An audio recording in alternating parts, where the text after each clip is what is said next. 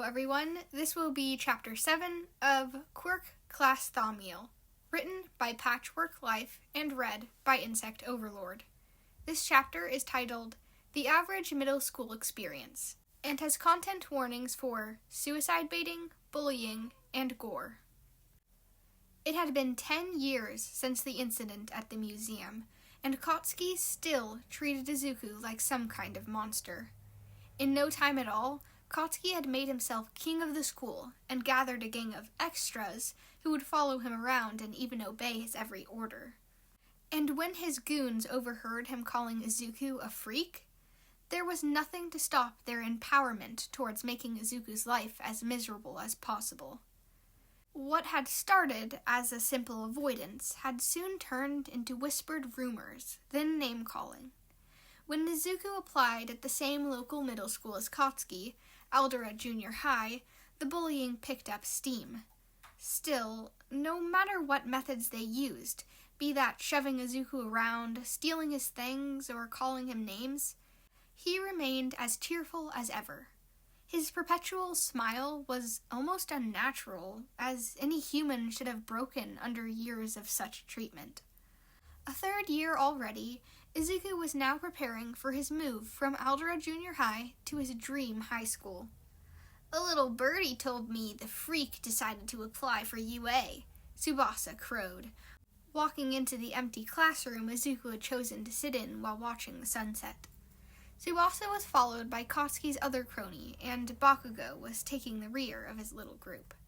"Psh, little villain is what he is," Kotsky scoffed. "If he thinks that writing in that darn notebook of his makes him better than me, he's delusional." "Come on, Kachan, I know you're going to be the #1 hero," Izuku responded innocently. "And besides, this book isn't just for becoming a hero. It's so I can remember stuff about all my different friends." Izuku closed his notebook and held it up to demonstrate. "Gimme that," Kotsky's other crony named Tasaki said. Tasaki stretched his long fingers across the 5-foot gap between him and Izuku, snatching the notebook away. Almost imperceptibly, Kotsky winced slightly at each creak and pop made by his finger's growth. "Wait, give that back!" Izuku yelled, making a futile grab at the notebook held far above his head. "It could be dangerous."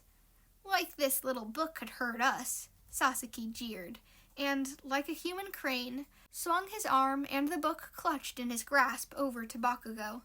"Take a little look-see, boss. Is there anything spooky in there?" A drop of sweat ran down his brow, but, unable to make a fool of himself in front of his waiting goons, Kotsky took a hold of the notebook. "Drop it, Kachan, please!" Izuku pleaded as Tsubasa stretched out his wings, leaving no room to pass him. Kotsky quickly flipped through the several pages of sketchbook and descriptions of various entities, stopping suddenly on a page done in color. The title was Painting of the Ocean, and had a few notes besides one pointing out the drawing was only a copy, not the original. Following the note, most of the page was taken up by a watercolor painting in blue. The painting was plain, simply depicting a dark blue underwater scene, with rays of sunlight shining down through the sea. "It's just a stupid painting of water and stuff," Kotsky scoffed, slamming the book closed and once more offering it to the waiting Tsubasa. "Aw, does the little creep want to be an artist?" Tsubasa asked in a sickly sweet tone. "Then maybe you can take a painting of this beautiful flying book." With that nonsensical joke, Tsubasa tossed the notebook through the open window.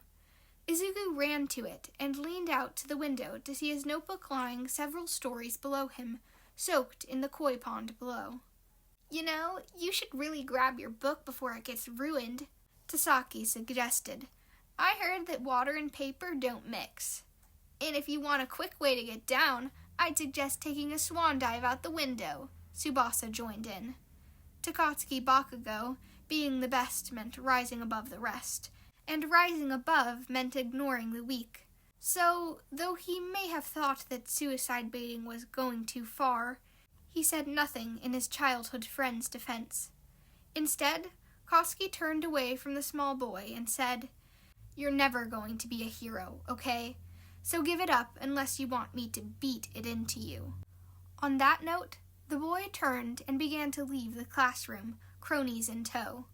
As he left, Kotsky coughed slightly, then spitted on the floor. If inspected closely, one might realize that it smelled faintly of seawater. Izuku walked home sadly. Not only had his notebook been soaked through, but Kacchan had called him a villain again. Tsubasa and Tasaki had said what they wanted, but he had known Kacchan forever. There might be a speck of truth in what he said. Izuku passed under a bridge, shivering at the change in temperature that shade brought. "Hey, kid, sit still so I can take over your body," a scratching voice called out from behind the boy. Turning, Izuku's first thought was that he had accidentally summoned a friend again, but the mass of sludge following him, complete with eyes and teeth, did not seem friendly in the slightest. The look in its eyes convinced Izuku that this slime entity was not about to negotiate on that fact. Click. The sludge leapt for Izuku, absorbing Izuku into its mass in an instant. Click.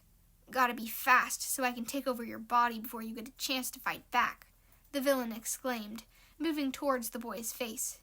Izuku held a hand over his mouth and nose to keep the monster on the outside of his body. Thanks. Click. Izuku felt something get summoned, but couldn't see what it was. His eyes were already covered by the slime being as it attempted to force its way past his hands. Thump, thump, thump, thump, thump, thump, thump, thump.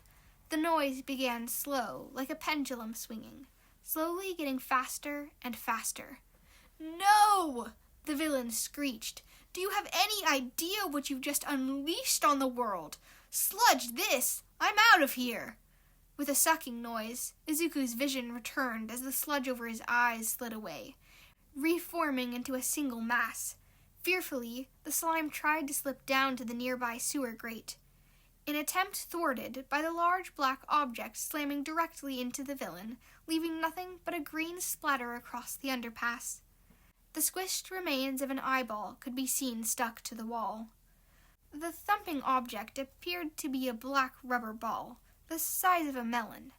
The ball bounced continually around the bridge's underside, somehow gaining speed with every bounce rather than slowing. "Thanks, friend. You can go now." Izuku tried, but the ball whizzed right by Izuku's ear, so he ducked out of the fast-moving object's way. "If I don't have a moment to breathe, I can't unsummon the ball. This has never happened before. What do I do?" Izuku thought to himself frantically, as the thumping noise around him transformed into a continuous hum. The ball was now moving so fast it appeared to be in multiple places at once.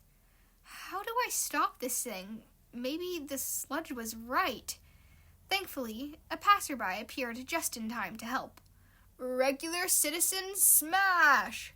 a voice familiar to Izuku called out, and he looked up to see a skinny, no, downright shrink-wrapped blonde man throwing his fist out to the buzzing air of the underpass. By some miracle, the stranger managed to connect with the ball. For a single moment that felt like an eternity, fist and rubber met. Then, like a bomb had gone off, a resounding bang sounded, and the ball went flying into the sky. The object soared away, parting the clouds as it flew through the stratosphere. "Are you all right, young man?" the stranger asked, now kneeling beside the shocked teen, holding out a large hand to lift Izuku up. This concludes Chapter 7. Here's the notes. SCPs in this chapter: SCP-018, Super Ball. SCP-151, Painting of the Ocean. That's it for this one. I'm only doing one this time because I don't have a lot of time. The next chapter should be up soon. Thank you so much for listening.